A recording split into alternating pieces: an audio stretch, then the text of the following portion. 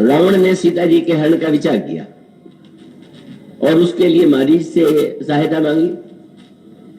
तुम कपट मृग बन करके जनक नंदिनी को प्रभावित करो, आकृष्ट करो, और वह राजकुमार यदि तुम्हारे पीछे दौड़े तो अकेले उस आश्रम में मैं सीता का हरण कर लूंगा।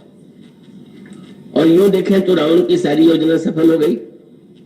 सोने का मृग लेकर के आया और सोने का मृग देख करके सीता जी उसकी की ओर आकृष्ट होती हैं और श्री राम से कहती हैं कि सुनो देव प्रभु वीर कृपाला, यही मृग कर अति सुंदर छाला। रावण को ऐसा लगता है कि उसने जैसा सोचा था सब वही तो हो रहा है। स्वर्ण मृग देख करके इनका उसकी ओर आकृष्ट हो जाना, राजकुमार से लाने के लिए कहना, और जब श्री राम उस मारीच का वध नहीं करते, वे धनुष पर बाण चढ़ा करके पीछे भागते हैं, तो रावण के प्रसन्नता की सीमा नहीं। पर वह नहीं जानता था यह रावण के संकल्प की सफलता नहीं थी। वह एक ऐसा प्रसंग था कि जिसमें वह जो कार्य हो रहा था उसमें भगवान राम और रावण का संकल्प एक जैसा था। उसके पहले ही गोस्वामी जी लिखते हैं कि भगवान श्री राम ने एकांत में सीता जी से बातचीत करते हुए कहा, मैं भविष्य में एक लीला करना चाहता हूं। सुनो प्रियावर्त रुचिर सुशीला, मैं कछु करब निज नर लीला। तब लगी पावक करहु निवासा, जब लगी करहु निशाचर नासा। और ये कहा कि आप प्रतिबिंब के रूप में यहां प्रतिष्ठित हो जाइए। तो निज प्रतिबिंब राखित सीता, सूत्र क्या था? और उसमें जो सबसे महत्व का पक्ष है वो ये है कि जब मारीच के सामने उसने यह प्रस्ताव किया तो मारीच ने श्री राम की महिमा, श्री राम की सामर्थ्य का वर्णन करके कहा, आप जानते हैं ये कौन है? बाल्यावस्था का श्री राम जब किशोरावस्था के थे तब का संस्मरण सुनाया। मुनि मख राखन गए कुमारा, मीनू फर सर रघुपति में मारा। एक बिना फल का बाण उस राजकुमार ने मेरे ऊपर चलाया, 100 योजन जाकर के मैं दूर गिरा। वह सामर्थ्य, पर रावण तो ईश्वर की सत्ता को श्री राम में स्वीकार करने के लिए प्रस्तुत नहीं है। उसने कहा, अच्छा अगर ईश्वर न भी मानो तो देह ताड़ का स्वभाव होती भंजे वो हर को दंड, तो खर दूषण तीसरा बधेव मनुज की असर भरी बंड। क्या मनुष्य कभी इतना शक्तिशाली हो सकता है? फिर वही स्थिति, जब कोई सफल व्यक्ति अभिमान से भरा हुआ होता है तो रावण को क्रोध आ गया। अच्छा तुम मुझे समझाने की चेष्टा कर रहे हो, मैंने आकर लगता है तुम्हें प्रणाम करके भूल कर दिया। रावण जब आया था तो मारीच को प्रणाम किया था, तो क्या तुम मेरे प्रणाम से समझ बैठे कि तुम मेरे गुरु और तुम उपदेश मुझे दे रहे हो? और वो रावण का वाक्य है, वो यही कहता है कि गुरु जी में मूढ़ करस्मम बोधा, कहु सठ मुझे समान को योद्धा। संसार के इतिहास में मेरे समान को योद्धा हुआ है? सारी प्रकृति, सारे देवता, सारे जितने श्रेष्ठ से श्रेष्ठतम शक्ति केंद्र है मेरे वशीभूत है। तब मारीच के सामने बड़ा अंतर्द्वंद है, और वो अंतर्द्वंद है कि एक और उसको ये लगता है कि यह कार्य संभव नहीं, किया भी नहीं जाना चाहिए, और यदि मैं जाता हूं तो मेरी मृत्यु अनिवार्य है। पर आपने पढ़ा अचानक मारीच में इतना परिवर्तन हो गया, जो प्रारंभ में इस प्रकार से रावण को उपदेश देकर के रोकने की चेष्टा करता है। गोस्वामी जी कहते हैं कि रावण की इस बात के बाद उभय भांति देखे उन्हें मरना, मेरी मृत्यु अनिवार्य है। अगर मैं रावण की बात नहीं मानूंगा तो रावण कहता है मैं तुम्हें मार दूंगा, और अगर रावण की बात मान करके जाऊंगा तो श्री राम के हाथों मारा जाऊंगा। तब मैं क्या करूं? उस अंतर्द्वंद की स्थिति में गोस्वामी जी का वाक्य क्या, और वह वाक्य था, उभय भांत देखे निज मरना, तब ताके से रघु नायक शरणा। शरीर से नहीं जा सकता। रावण यहाँ पर मेरे सामने है और इसलिए मन ही मन भगवान की शरण में चला गया। मानसिक शरणागति मारीच की। विभीषण के समान या अन्य भक्तों के समान वो शरीर से शरणागत नहीं हो पाता, पर मन ही मन प्रभु के की शरण में चला जाता है। और आप उसके बाद क्या पढ़ते हैं? अचानक मारीच इतना प्रसन्न हो गया कि उस हर्ष को, उस आनंद को उसने ये चेष्टा किया कि मेरे मुख पर कोई आनंद का भाव न आ जाए कि जिसको देख करके रावण को यह संदेह हो जाए कि कोई व्यक्ति मरने के लिए क्या प्रसन्न होकर के जा सकता है। ये प्रसन्न हो रहा है तो कहीं इसकी योजना ये तो नहीं है कि मेरे पास से जाकर के उनसे मिल जाए। शायद इसीलिए तो इतना प्रसन्न हो रहा है। वो स्वामी जी के शब्द क्या है? मन अति हर्ष।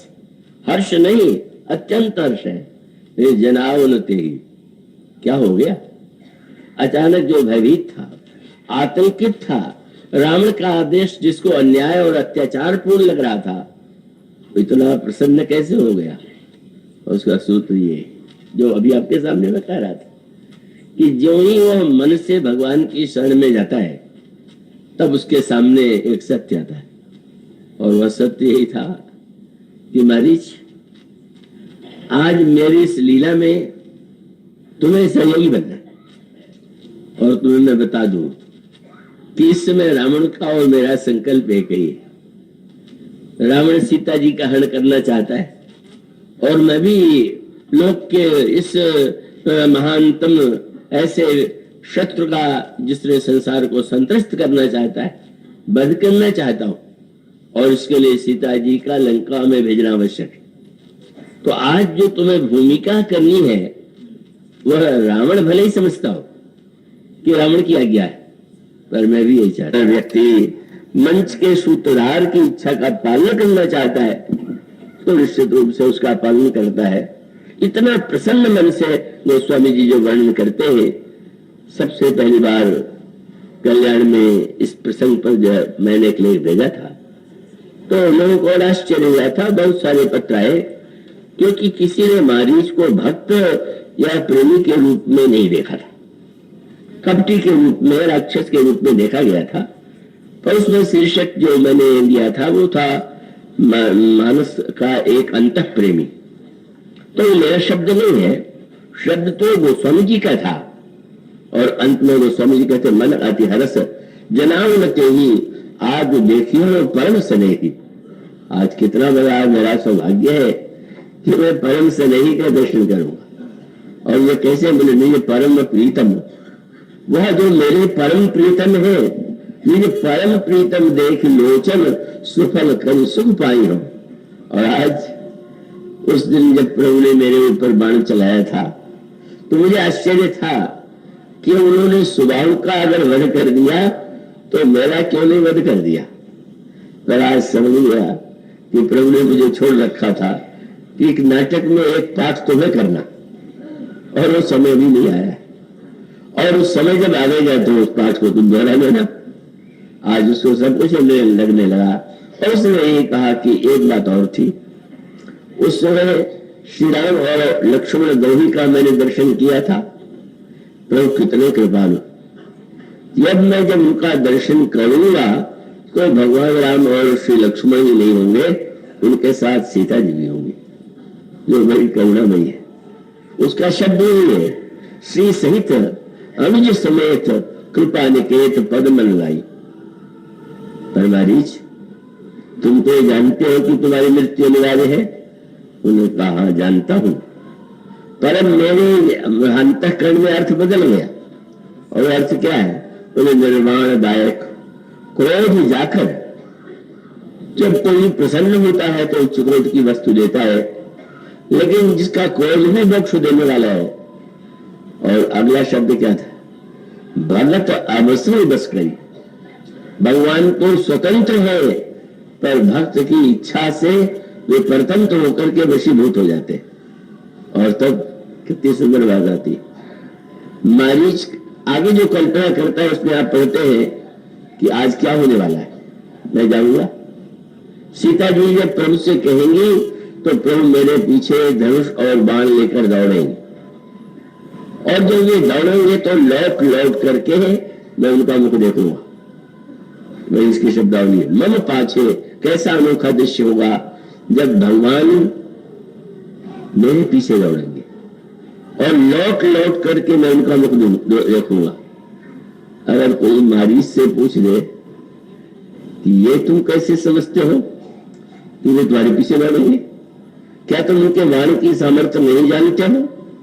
वे वाण से एक बार तुम्हें बहुत दूर फेंक चुके हैं, और वाण के द्वारा तो वे सब कुछ कर सकते हैं, पर तुम्हारे पीछे वे दौड़ेंगे।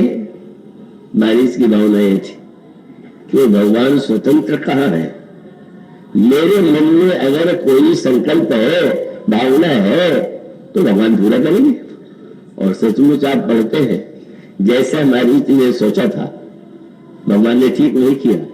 जो मारीच का संकल्प है, मारीच की भावना है, तो समझे कहते मन पाछे धन दावत धरे सरासन बान, फिर प्रभु वीरों की हो धन्य न मुहिसम आन।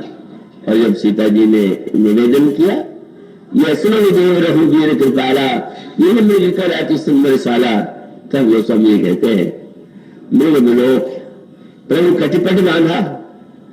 और तब एक नया शब्द है, धनुष तो कठोर है, दयावान है। तो गोस्वामी जी का शब्द क्या है? करतल बाण रुचिर सरसाधा। भगवान ने रुचिर धनुष पर बड़ा सुंदर बाण चढ़ाया। धनुष को रुचिर होता है क्या? धनुष और बाण बड़ा बड़ा रुचि माने जो बड़ा व्यक्ति को स्वादिष्ट प्रतीत हो, पर उसके पीछे संकेत था। मारीच को लगा जैसे आपको कोई वस्तु खाने के लिए मिली हो, पर भरपेट में मिली हो, और आपको लगे कि अगर ये वस्तु आगे चल करके कभी भरपेट मिल जाए तो कितना आनंद होगा। तो मारीच को लगा कि जो अधूरा मिला था पूरा मिलने वाला है। क्या बोले? बाण तो दिया था, बाण का स्वाद तो मिला था, पर बिना फल का बाण था, और आज तो फल वाला बाण चलेगा। तो जो स्वाद मैंने पाया, और जिस बिना फल के बाण का ये प्रभाव हुआ कि जहां तक मैं देखूं ले भाई, मैं जिधर देखता था उसे भगवान दिखाई देते थे। और जब यह इनके बिना फल के बाण का प्रभाव, तो आज तो कहनी क्या है, आज तो फल वाला बाण चलाएंगे। मानो मारीच और श्री राम का अनोखा नशा बन गया, जहां पर एक और कपट मृग है, प्रभु बाण चलाते हैं, उसकी मृत्यु होती है, पर दूसरा सत्य यह है कि अंतर प्रेम तासु पहचाना, मूल दुर्लभ गति दीन सुजाना। भगवान समझते हैं मारीच ने मेरी लीला में सहयोग देने के लिए कितना बड़ा कार्य किया। मेरी शरण में आने पर राज्य मिलता है, फल मिलता है, यह तो सुनकर के कोई भी शरण में आ सकता है, पर मेरे ऊपर बाण चला सकता है जिसकी शरण में जा रहा हूं। यह सुनकर के तो कोई शरण में आने की कल्पना और साहस नहीं निकलेगा। अगर ये लगने लगे कि भगवान की शरण में जाने पर मारने को तैयार हो जाएंगे, तो भगवान उनकी शरण में जाए। लेकिन भगवान, गोस्वामी जी कहते हैं, शब्द मिलाते हैं गोस्वामी जी ने, मृग ने अपने को सजाया। और किस शब्द का प्रयोग गोस्वामी जी ने दिया? सीता परम रुचिर मृग देखा। सीता जी ने देखा कि बड़ा रुचिर मृग है, और प्रभु जब उसके पीछे भागे तो तुम रुचिर मृग हो तो मेरा बाण भी रुचिर है। और सचमुच बाण ने शरीर को भले ही नष्ट कर दिया हो, लेकिन वह बाण अंत में गोस्वामी जी कहते हैं उस मारीच ने अंतिम क्षण में जिस समय शरीर का त्याग किया, पाछे सुमेर से मनमह लक्ष्मण कर प्रथम ले नामा। उसने पहले लक्ष्मण जी के नाम का स्मरण किया। बहिरंग रूप से ये रावण की आज्ञा थी, पर अंतरंग रूप से उसका दोनों तात्पर्य था। लक्ष्मण जी मानो कृतकृत्यता प्रदान करने वाले आचार्य हैं, तो बहिरंग दृष्टि से रावण के संकल्प से उसने लक्ष्मण जी का नाम लिया। लक्ष्मण कर प्रथम ले नामा, पाछे सुमेरे से मनमह रामा। और तब अंतर प्रेम तासु पहचाना, मूल दुर्लभ गति दीन सुजाना, विपुल सुमन सुर वर्ष वही कौन दिन रात निज पद दीन असुर पर दीन बंधु रघुनाथ। मानो उसका अभिप्राय यही है कि कैसी जब हमारी दृष्टि बदल जाती है। जब तक मारीच उसमें रावण का हाथ देख रहा था, रावण का संकल्प देख रहा था, तब तक कुछ और लग रहा था। और जब उसमें भगवान का हाथ, भगवान का संकल्प दिखाई देने लगा, तो रावण ने, मारीच ने अपने जीवन में धन्यता का अनुभव किया। और उसका भी सांकेतिक सूत्र वही है। और वो सूत्र यह है कि हाँ, अगर धनुष और बाण भी काल के ही प्रतीक है, धनुष अगर काल है और समय यदि बाण है, तो यह तो संकेत मानो यह है कि धनुष और बाण पर हमारी दृष्टि जाएगी तो हमें डर लगेगा। पर धनुष और बाण किसके द्वारा चल रहा, किसके हाथों में है, इस पर दृष्टि जाते ही भय समाप्त हो जाएगा। मारीच को प्रभु अपने आप में विलीन कर लेते हैं। मानो सूत्र यही है कि अभिमान बस ही हमने अपने आप को कर्ता बना लिया है। मैंने किया, मैं ऐसा हूं, मैं यह करूंगा। बस यह जो कर्तव्य की घोषणा है, यही तो व्यक्ति को बंधन में बांधने वाली, यही व्यक्ति के विनाश का और पतन का हेतु है। पर जब वह भगवान का एक पात्र बन गया उनके संकेत पर, और तब वह जो काल है, काल भावना नहीं लगता, काल में आतंक की अनुभूति नहीं होती। इस तरह से और इसी संदर्भ से वह बात जुड़ी हुई है कि पंपा स्थल पर पहुंच करके प्रभु जब स्नान करने के लिए चले, तो एक नुकीला बाण जो था, जो उनके हाथों में निरंतर रहता है, उसको पृथ्वी में उन्होंने ऐसे गाड़ दिया। भीतर एक मेढक था और वो बाण की नोक जो थी मेढक से छू गई, और बाण का नुकीलापन बड़ा कष्टदायी, उसके शरीर से रक्त निकलने लगा, और रक्त निकलने लगा तो रक्त बाहर आ गया। तो हमने लीला में कहा, लक्ष्मण देखो तो ये किसका रक्त है, कौन है? और लक्ष्मण जी ने जब खोला तो देखा मेढक।